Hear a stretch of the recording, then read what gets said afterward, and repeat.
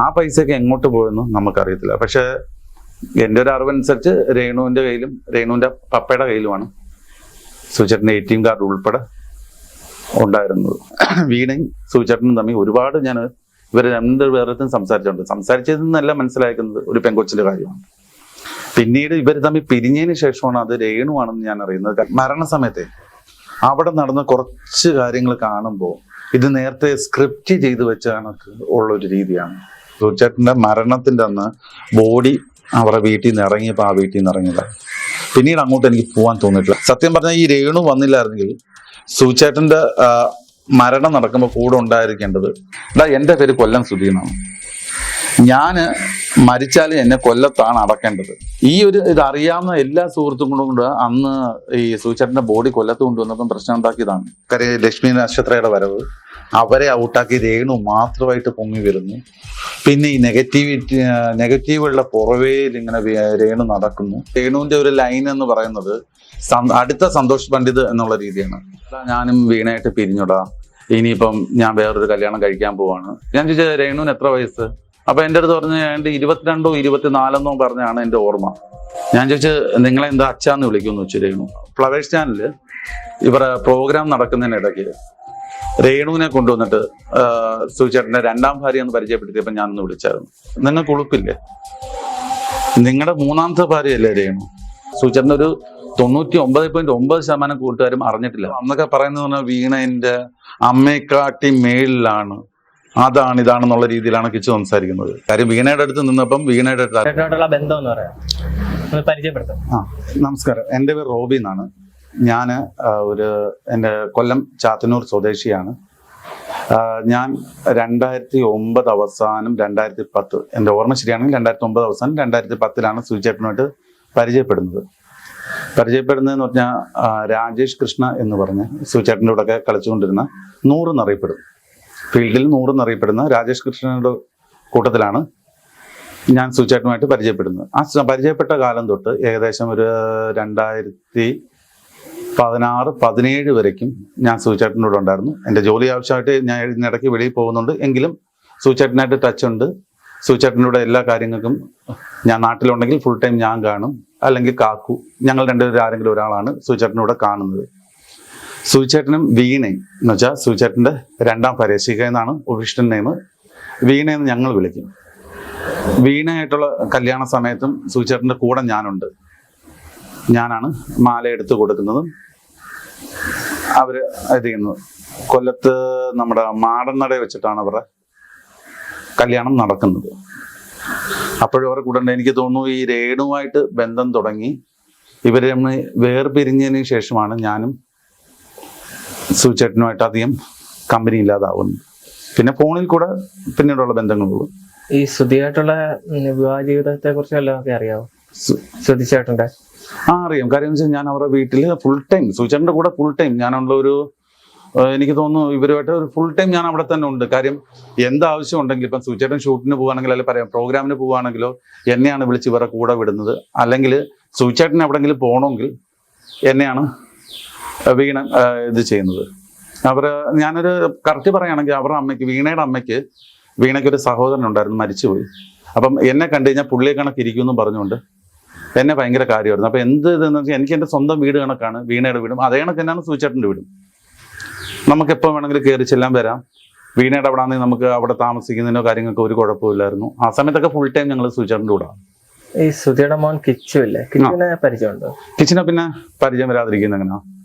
അത് ഞാനാണ് full time കിച്ചുവിനെ കൂടെ കൊണ്ടുവരുന്ന കാര്യങ്ങൾ. ഇപ്പം ഒന്നും വേണ്ട, സുചേട്ടൻ എവിടെയെങ്കിലും പോവുകയാണെങ്കിൽ ആദ്യം എന്നെ വിളിച്ചിട്ട് മക്കളെ സുചേട്ടൻ ഇന്ന കണക്കൊരു പരിപാടിക്ക് പോവാണ്, അതുകൊണ്ട് നീ അവനെ കൊണ്ടുവന്ന് ഒന്ന് സ്വിമ്മിങ്ങിന് പോണേ, അല്ലെങ്കിൽ അവിടെ പോണേ, ഇവിടെ പോണേ. എവിടെ പോകണമെന്നുണ്ടെങ്കിലും എന്നെ വിളിച്ചിട്ടാണ് സുചേട്ടൻ ഇത് ചെയ്തുകൊണ്ടിരുന്നത്. ഈ വീണയും സുധിയും തമ്മിൽ പിരിയാനുള്ള കാരണം എന്തെങ്കിലും? വീണയും സുധിയും തമ്മിൽ പിരിയാനുള്ള കാരണങ്ങൾ അതിനകത്ത് 1-2 കാരണങ്ങളുണ്ട്. ഒന്നെന്ന് പറയുന്നത് സുചേട്ടൻ്റെ ഫസ്റ്റ് വൈഫ് ശാലിനിയായിട്ട് സുചേട്ടൻ ബന്ധം കൊണ്ടു നടക്കുന്നുണ്ടായിരുന്നു. എന്ന് വെച്ചാൽ ഒരു 2-3 പ്രാവശ്യത്തിന് മേളിൽ ഞാൻ സുചേട്ടൻ്റെ കൂടെ ശാലിനിയുടെ വീട്ടിൽ പോയിട്ടുണ്ട്. ഞങ്ങൾ വെളിയിൽ, എന്നാൽ ഞാൻ ശാലിനെ നേരിട്ട് കണ്ടിട്ടില്ല. ഞങ്ങൾ വെളിയിലാണ് നിൽക്കുന്നത്. സൂചേട്ടനും കിച്ചും അകത്ത് പോകും. ചോദിക്കുമ്പോൾ സൂചേട്ടൻ പറയുന്ന ഡാ കുഞ്ഞിനെ ഒന്നും കൊണ്ട് കാണിക്കേണ്ടടാ, കുഞ്ഞിൻ്റെ അമ്മയല്ലേ എന്ന് പറയും. അപ്പം നമ്മളും അത് അത്ര ഇതായിട്ട് എടുക്കാറില്ല. കരി ഇടയ്ക്കിടയ്ക്ക് പോകും. പിന്നെ പുള്ളി പറയുമ്പോൾ ATM വെച്ച് പൈസ എടുത്തുകൊണ്ട് പറഞ്ഞാൽ കൊടുക്കണേ, അതൊക്കെ നമ്മൾ ചെയ്യാറുണ്ട്. ഈ വീണയായിട്ടുള്ള വിവാഹശേഷം വീണയായിട്ടുള്ള വിവാഹശേഷമാണ് ഈ പറയുന്നത്. അപ്പം കാര്യം ഞാൻ സൂചേട്ടനെ പരിചയപ്പെട്ടു എനിക്ക് തോന്നുന്നു ഒരു 1-1.5 മാസം കഴിഞ്ഞപ്പോഴത്തേന് സൂചേട്ടനും വീണയായിട്ടുള്ള കല്യാണം നടക്കുകയാണ്. ഈ വീണയായിട്ട് കല്യാണം കഴിഞ്ഞ കിച്ചു ഉണ്ടായിരുന്നല്ലോ ആ സമയത്ത്. ഉണ്ട്, കിച്ചു കൂടുണ്ട്. കിച്ചു കൂടുണ്ടെന്ന് പറഞ്ഞാലും കിച്ചു താമസം ഇവിടാണ്, സൂചേട്ടന്റെ ചേട്ടന്റെ വീട്ടില്.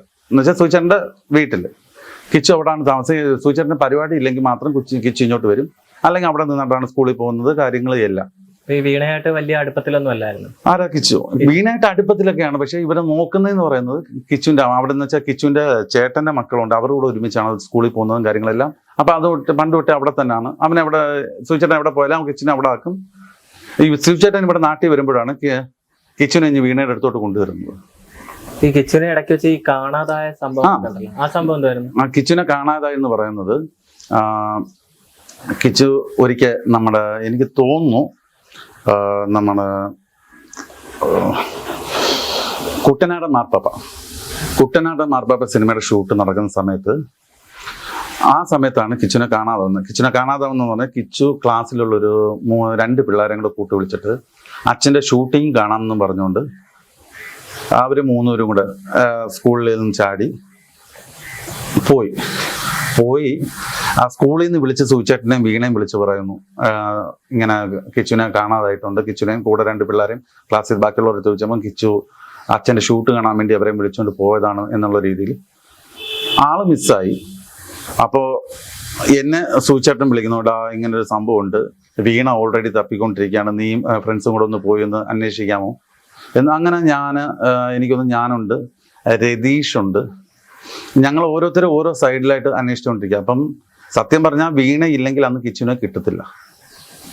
വീണ പുള്ളിക്കാരൻ്റെ കിച്ചുവിൻ്റെ ഫോട്ടോയും കൊണ്ട് എല്ലായിടത്തും തപ്പി പോർട്ടർമാരെടുത്തും ലോഡിങ്ങുകാരെടുത്തും എല്ലായിടത്തും പോലീസ് സ്റ്റേഷനിലും എല്ലായിടത്തും എവിടെയൊക്കെ കൊടുക്കാമോ അവിടെ എല്ലാം കൊടുത്ത് തപ്പി വന്നു കഴിഞ്ഞപ്പോഴാണ് റെയിൽവേ സ്റ്റേഷനിൽ വെച്ചിട്ട് ഏതോ ഒരു ലോഡിങ്ങുകാരൻ കിച്ചുവിൻ്റെ ഫോട്ടോ കണ്ട് തിരിച്ചറിഞ്ഞിട്ട് കിച്ചുവിനെ പിടിച്ചു വെച്ചിട്ട് ഇവരെ വിളിക്കുന്നത്.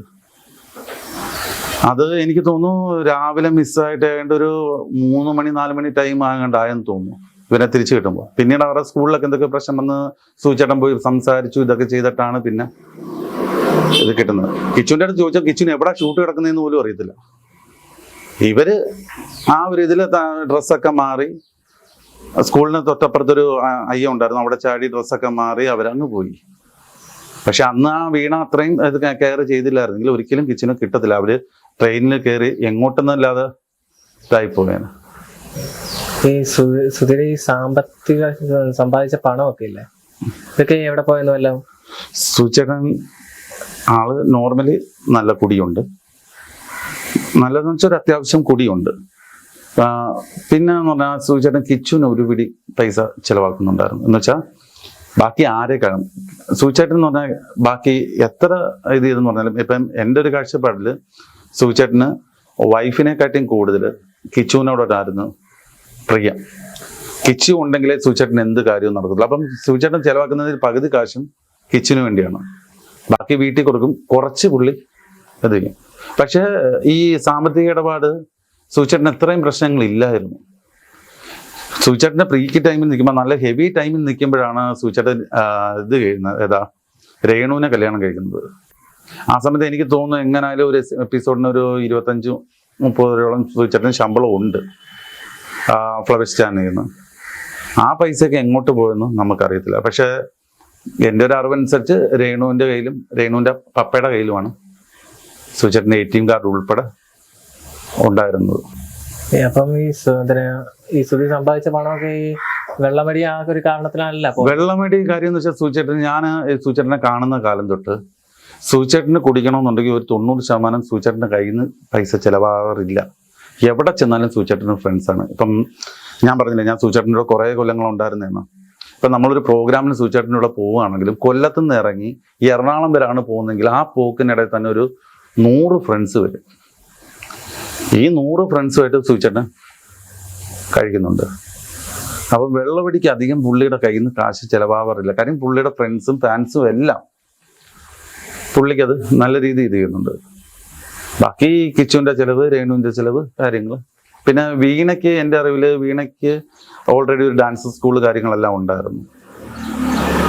അപ്പം അവിടെ അത് അത്ര ഒരു ഇത് വരുന്നില്ല. അപ്പം ഈ വീണയായിട്ടുള്ള ദാമ്പത്യം നടന്നുകൊണ്ടിരിക്കുമ്പോൾ തന്നെ അല്ലായിരുന്നു?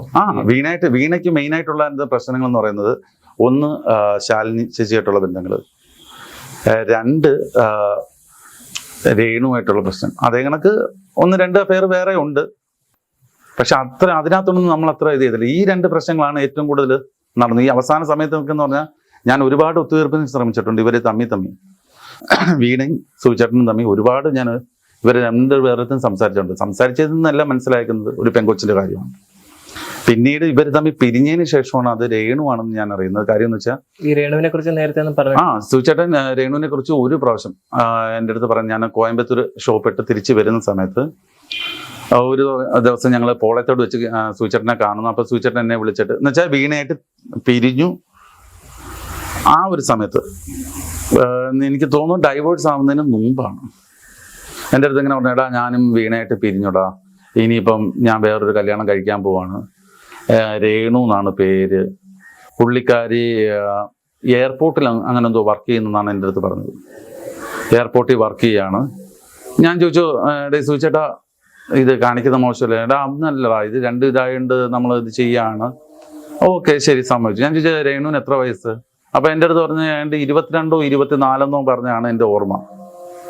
ഞാൻ സൂചിച്ചേട്ടൻ്റെ അടുത്ത്, സൂചിച്ചേട്ടൻ നിങ്ങൾക്ക് എത്ര വയസ്സായി? എനിക്ക് തമാശയ്ക്ക് പറഞ്ഞാണെന്ന് തോന്നുന്നു, എനിക്ക് പലപ്പോഴായിട്ട് ഒരു 19 വയസ്സുണ്ടെന്ന് തോന്നുന്നു. ഞാൻ ചോദിച്ചു, നിങ്ങളെ എന്താ അച്ഛാന്ന് വിളിക്കുമെന്ന് വെച്ചു രേണു.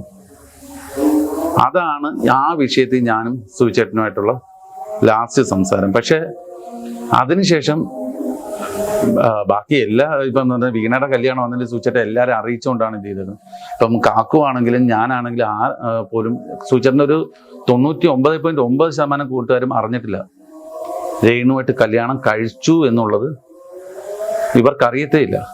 കല്യാണം കഴിഞ്ഞ് കുറെ നാൾ കഴിഞ്ഞിട്ടാണ് പറയുന്നത്, ആടാ ഞങ്ങൾ കല്യാണം കഴിച്ചു. പിന്നീട് സൂചിച്ചേട്ടനെ ഈ കൊല്ലത്തോട്ട് വിടാതെ കോട്ടയത്ത് തന്നെ സൂചിച്ചേട്ടനെ ബ്ലോക്ക് ചെയ്ത് വെച്ചു. ഈ ശ്രുതിയും രേണുവും ചേർന്ന് പല ആളുകളുടെ കയ്യിൽ നിന്നും പണം മേടിച്ചിട്ട് തിരിച്ചു കൊടുക്കാതിരിക്കുകയും അങ്ങനൊരു സംഭവം നടന്നു. എന്തെങ്കിലും അനുഭവം ഉണ്ടായിട്ടുണ്ടോ? അങ്ങനൊരു സംഭവം നടന്നു. ഞാൻ ഓൾറെഡി സൂചിച്ചേട്ടനെ നമ്മുടെ ഇതൊക്കെ മുമ്പ് നിൽക്കുമ്പോൾ പണ്ട് തൊട്ടേ ഒരു 500, 1000 അതിൽ കൂടുതലൊന്നും സൂചിച്ചേട്ടൻ ചോദിച്ചിട്ടില്ല. ഒരു പ്രാവശ്യം എന്നെ വിളിച്ചിട്ട് പറഞ്ഞാൽ ആ റോബി ഇച്ചിരി ടൈറ്റാണ്, ഇച്ചിരി അത്യാവശ്യ കാര്യമുണ്ട്, ഒരു 1 ലക്ഷം രൂപ എവിടെന്നെങ്കിലും മറിക്കാമോ എന്ന് ചോദിച്ചു. ഞാൻ പറഞ്ഞു ഞാൻ നോക്കട്ടെ സൂചിച്ചേട്ടാ. അന്നേരം പറഞ്ഞ് ഞാൻ ലോണിന്റെ പേപ്പർ കാര്യങ്ങളെല്ലാം തരാം, എന്ത് ഈട് വേണമെങ്കിൽ തരാം, എനിക്ക് അത്യാവശ്യം ഒരു 1 ലക്ഷം രൂപ ആരെങ്കിലും മറിക്കണം. ശരി എന്ന് പറഞ്ഞ് ഞാൻ ഇത് ചെയ്തു. ഞാൻ അതിന് ശേഷം ഈ ആളെ റെഡിയാക്കി, പൈസ കൊടുക്കാനുള്ള ആളെ റെഡിയാക്കി സൂചിച്ചേട്ടനെ വിളിച്ചിട്ട് സൂചിച്ചേട്ടൻ പിന്നീട് ഫോൺ എടുത്തിട്ടില്ല. എന്ന് പറയുന്നു, കൊന്നു കഴിഞ്ഞിട്ട് എടുത്തിട്ടില്ല. ഞാൻ പിന്നെ വിളിച്ചു. അതിനുശേഷമാണ് ഞാൻ ഈ യൂട്യൂബിൽ ഈ വീഡിയോ കാണുന്നത്. സൂചിച്ചേട്ടൻ ഇങ്ങനെ ആളെ പറ്റിച്ചു സംഭവങ്ങളാണ്, സൂചിച്ചേട്ടൻ പൈസ ഇത് ചെയ്തില്ല.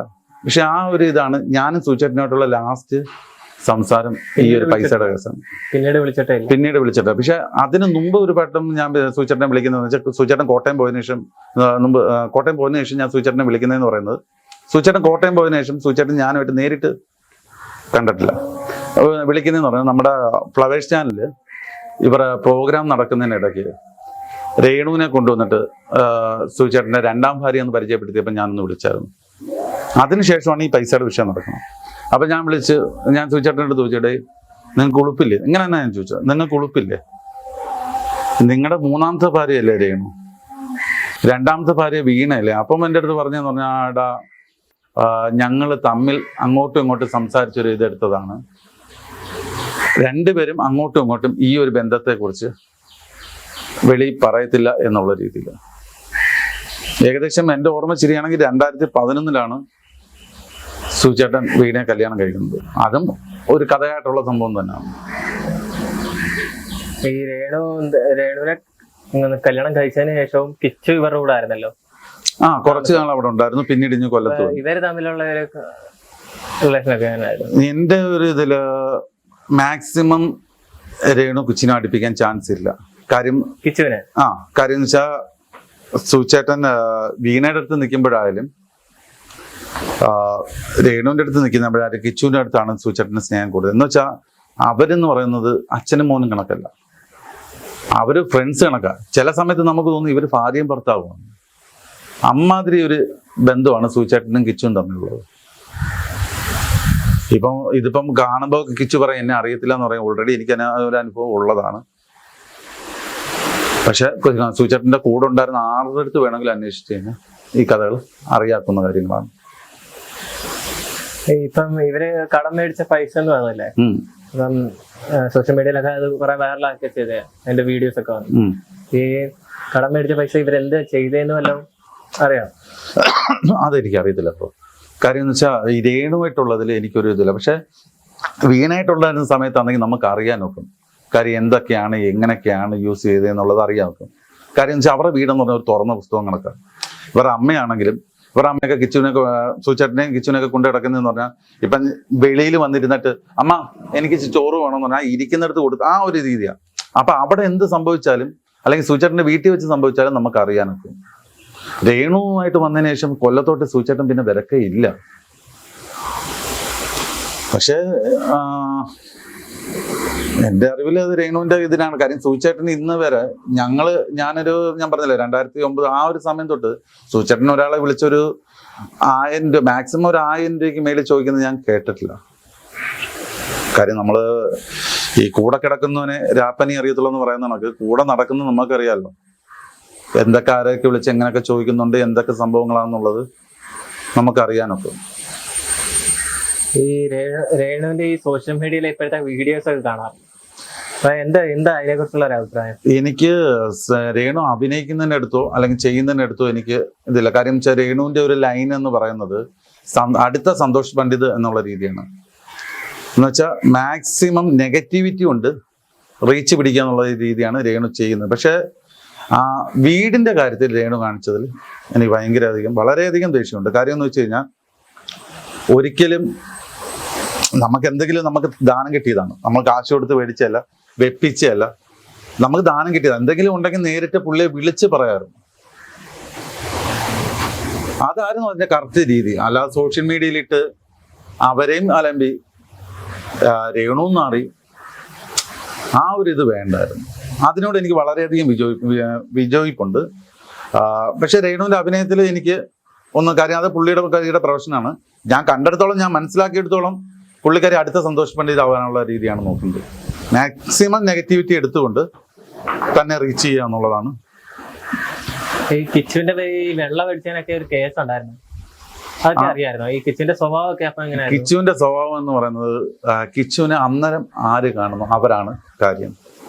ഇപ്പൊ നമ്മൾ എത്ര സ്നേഹിച്ച് കൊണ്ടു കിടന്നെന്ന് പറഞ്ഞു കഴിഞ്ഞാലും ബ്രോ വന്ന് പുള്ളിക്കാരനെ കൊണ്ടുവന്ന് ഒരു ചിക്കൻസിൽ കൊണ്ട് ഫുഡൊക്കെ മേടിച്ചു കൊടുത്ത് ഒരു 5 മിനിറ്റ് കൊണ്ടു കിടന്നു കഴിഞ്ഞാൽ പിന്നെ നമ്മളാരും കാര്യമില്ല, ബ്രോയാണ്. അതാണ് കിച്ചുവിന്റെ ഒരു ലൈൻ. ഞാൻ മനസ്സിലാക്കിയെടുത്തോളം കിച്ചുവിന്റെ ലൈൻ എന്ന് വെച്ചാൽ അന്നേരം കാണുന്നവരതാണ് കിച്ചുവിന് കാര്യം. അത് ആരായാലും ഇപ്പം വീണയുടെ കൂടെ നിന്ന സമയത്ത് ഞാൻ മനസ്സിലാക്കിയെടുത്തോളം അന്നൊക്കെ പറയുന്നത് പറഞ്ഞാൽ വീണന്റെ അമ്മയെക്കാട്ടി മേളിലാണ്, ഇതാണെന്നുള്ള രീതിയിലാണ് കിച്ചു സംസാരിക്കുന്നത്. നമ്മൾ കാണുന്നതല്ലേ. എന്നുവെച്ചാൽ രണ്ടുപേരും ഇണപരിയാത്തൊരു ഇത് കണക്കാണ്. പക്ഷെ ഇപ്പം പറയുന്നതെന്ന് പറഞ്ഞാൽ വീണ എനിക്ക് അങ്ങനായിരുന്നു ഇങ്ങനായിരുന്നു. പക്ഷെ അതൊക്കെ ഞാൻ നേരിട്ട് കണ്ടിട്ടുള്ള കാര്യങ്ങളാണ്. അവരുടെ വീട്ടിൽ അടികൾ കാര്യങ്ങളുണ്ട് ഇല്ല എന്ന് പറയാം. സുചേട്ടനും വീണയും തമ്മിൽ നടക്കുന്ന കാര്യം അതൊരു അവസാന സമയത്ത് എല്ലാം നടക്കുന്നത് എന്ന് പറയുന്നത് രേണുവായിട്ടുള്ള വിഷയത്തിലെ കാര്യം. രേണുവായിട്ടുള്ള ചാറ്റ് വീണ കണ്ടുപിടിച്ച് മൊബൈൽ എറിഞ്ഞ് പൊട്ടിക്കുന്നു. അങ്ങനെയുള്ള പ്രശ്നങ്ങളൊക്കെ വന്ന സമയത്താണ് ഭയങ്കരമായിട്ട് കൊടുമ്പിരി കൊള്ളുന്നത്. അതിനു മുമ്പൊക്കെ എന്ന് പറഞ്ഞാൽ ഈ സുചേട്ടൻ മാസം ശാലിനിയുടെ വീട്ടിൽ പോകും, കുറച്ച് ഫണ്ട് കൊണ്ട് അവിടെ കൊടുക്കും. ഇതൊക്കെയായിരുന്നു വിഷയങ്ങൾ. എന്നാൽ ഞാൻ കാണുന്നതിൽ ഞാൻ എപ്പോഴും ചോദിക്കും, നിങ്ങൾ കഴിഞ്ഞ ജന്മത്തിൽ കാളക്കാരനുമായിരുന്നു, ഈ ജന്മത്തിൽ പകരം വീട്ടാന്ന് പറഞ്ഞു ചോദിക്കും. എപ്പോഴും ഇവർ തമ്മിൽ അടിയുണ്ടാക്കുകയും ചെയ്യും. ഒരു 5 മിനിറ്റ് കൊണ്ട് അങ്ങനെ ഒരു സംഭവമേ നടന്നിട്ടില്ലെന്നുള്ള രീതിയിലായിരിക്കും. നമ്മൾ ഡെയിലി കാണുന്നത് അങ്ങനെയാണോ? അത് ഈ രേണുവിനോട് കിച്ചുവിന് ആത്മാർത്ഥ സ്നേഹം തന്നെയാണെന്ന് തോന്നിയിട്ടുണ്ടോ? രേണുവിന്റെ സ്വഭാവം അല്ല, കിച്ചുവിന്റെ സ്വഭാവം അനുസരിച്ച് അത് വരാൻ ചാൻസ് ഇല്ല. കാര്യം വീണയുടെ അടുത്ത് നിന്നപ്പം വീണയുടെ അടുത്തായിരുന്നു ആത്മാർത്ഥ സ്നേഹം. ഇപ്പൊ രേണുവിന്റെ അടുത്ത് വന്നപ്പോ രേണുവിന്റെ അടുത്തായി ആത്മാർത്ഥ സ്നേഹം.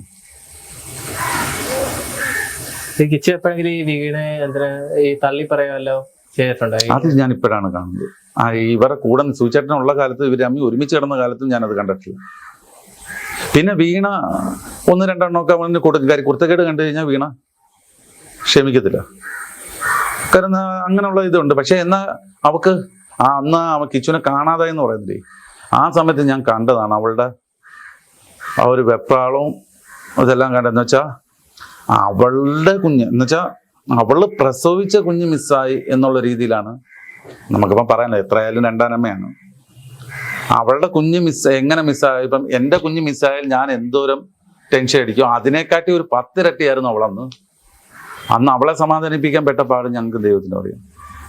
അന്ന് സൂചേട്ടൻ ഇത് കഴിഞ്ഞ് വന്നിട്ട് സൂചേട്ടൻ കഴിച്ചുകൊണ്ടിരുന്ന പറഞ്ഞു, വീണ ഇല്ലായിരുന്നെങ്കിൽ എനിക്ക് എൻ്റെ കുഞ്ഞിനെ കിട്ടത്തില്ലായിരുന്നു, അവൾ ഉണ്ടായത് മാത്രമാണ് അതാണ് എന്നുള്ള രീതിയിലാണ് സൂചേട്ടൻ അന്ന് സംസാരിച്ചത്.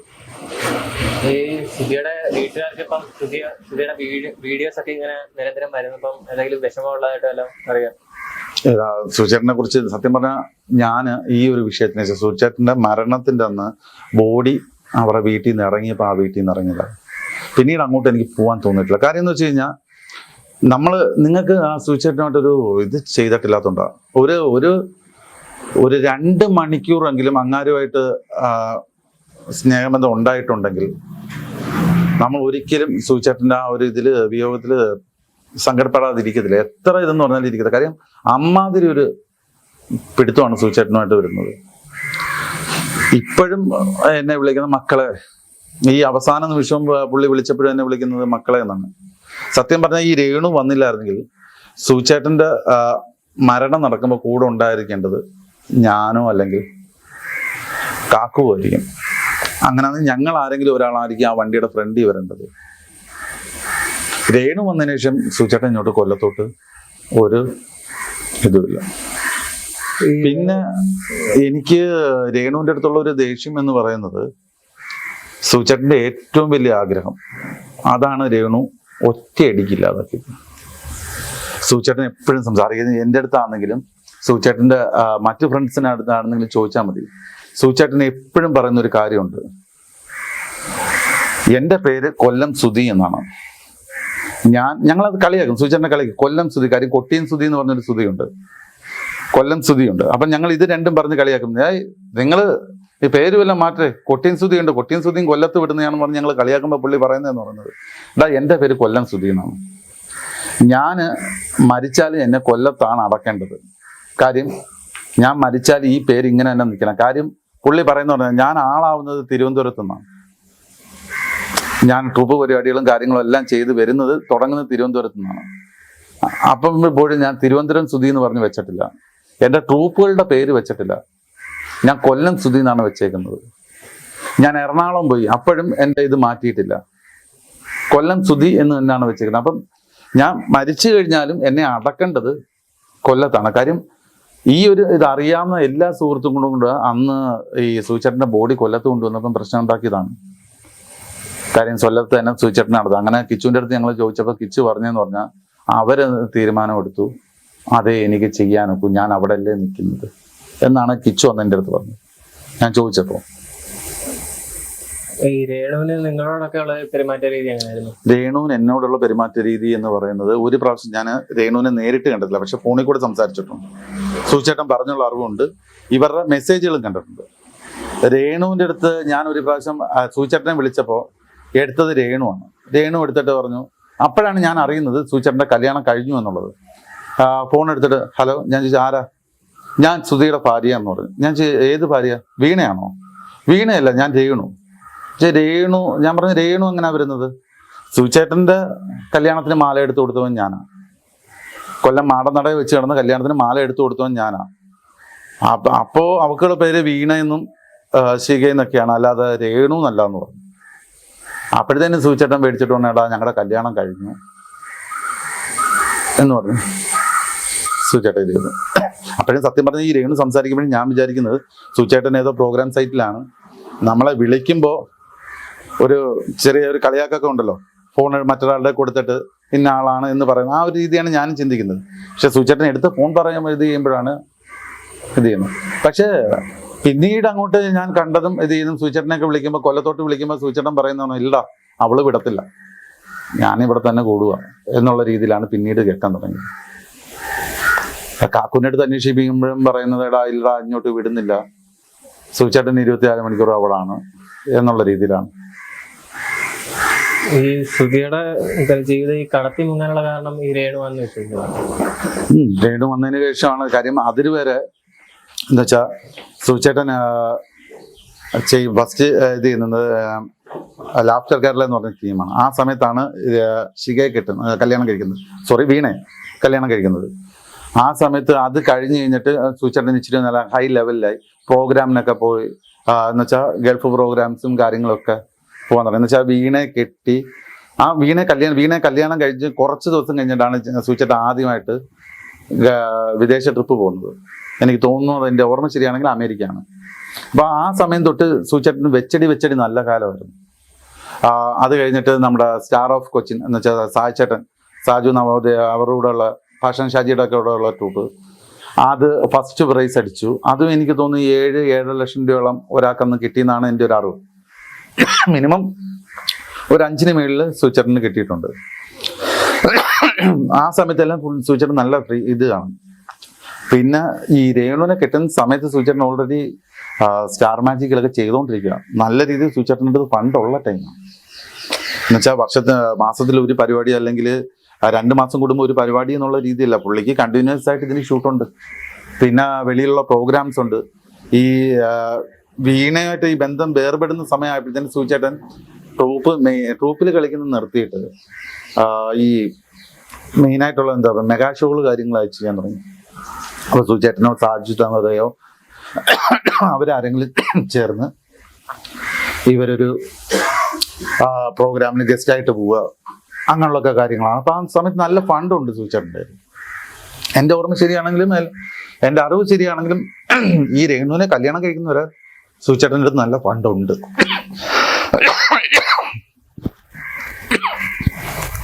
ഈ രേണുവായിട്ട് ജീവിക്കാൻ തുടങ്ങിയ ഈ ആർഭാട ജീവിതമാണ് ഇപ്പം. സുചേട്ടന് ഒരാളെ സ്നേഹിച്ചു കഴിഞ്ഞാൽ അവർക്ക് വേണ്ടി എന്തും ചെയ്യാനുള്ളൊരു മനസ്സാണ്. അവരെ തന്നെ പറ്റിച്ചാലും ശരി, ആ സമയത്ത് സുചേട്ടൻ പുള്ളിയെ കൊണ്ടാവുന്ന രീതിയിൽ അത് കടം പിടിച്ചിട്ടാലേ എങ്ങനായാലും പുള്ളി അതിനകത്ത് ഹെൽപ്പ് ചെയ്യാൻ നിൽക്കത്തുള്ളൂ. ഇപ്പം ഞാൻ വന്ന് പറയണം, അപ്പം അത് കിച്ചുവിൻ്റെ കേസിൽ തന്നെ എടുക്കാം. ഇപ്പം കിച്ചു നിന്ന നിപ്പില് കിച്ചുവിന് ആനയെ വേണമെന്ന് പറഞ്ഞാലും സുചേട്ടൻ കടം പേടിച്ചിട്ടായാലും സുചേട്ടൻ അത് കൊണ്ടുവരും. അതേ കണക്കാണ് രേണുവിൻ്റെ അടുത്തും സുചേട്ടൻ നിന്നിട്ടുള്ളത്. പക്ഷെ തിരിച്ചങ്ങനെ ആയിരുന്നു എന്നുള്ളത് എനിക്ക് ഇപ്പോഴത്തെ ഓരോ വീഡിയോസും കാണുമ്പോൾ ഡൗട്ടാണ്. ഈ വീഡിയോസ് ഒക്കെ വരുന്ന സാഹചര്യത്തിലാണ് ഇങ്ങനെ ഒരു സംശയം ഉണ്ടായത്. വീഡിയോസ് വരുന്ന സാഹചര്യത്തിൽ മാത്രമല്ല, ഈ മരണസമയത്ത് നടന്ന കുറച്ച് പ്രശ്നങ്ങൾ കാണുമ്പോഴും എനിക്ക് കാര്യം